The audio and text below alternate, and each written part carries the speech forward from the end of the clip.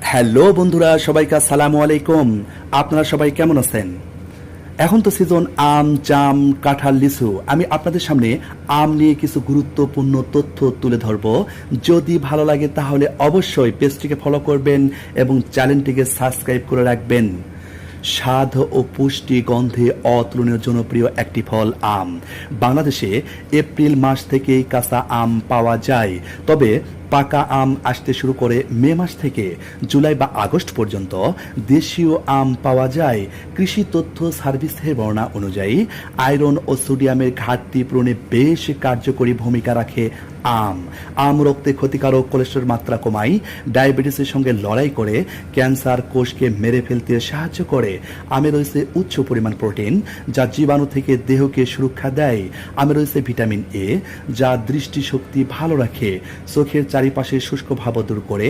পাকা আমে কাঁচা আমের তুলনায় শর্করার পরিমাণ বেশি থাকে। কাঁচা আম দেহের শক্তি বাড়াতে সাহায্য করে। লিভারের সমস্যায় কাঁচা আম খাওয়া উপকারী, এটি বাইল অ্যাসিড নিঃসরণ বাড়ায়, দেহে নতুন রক্ত তৈরিতে সাহায্য করে। খনিজ পদার্থ আয়রনের ভালো উৎস আম, প্রচুর পরিমাণ আয়রন ও সোডিয়াম বিদ্যমান।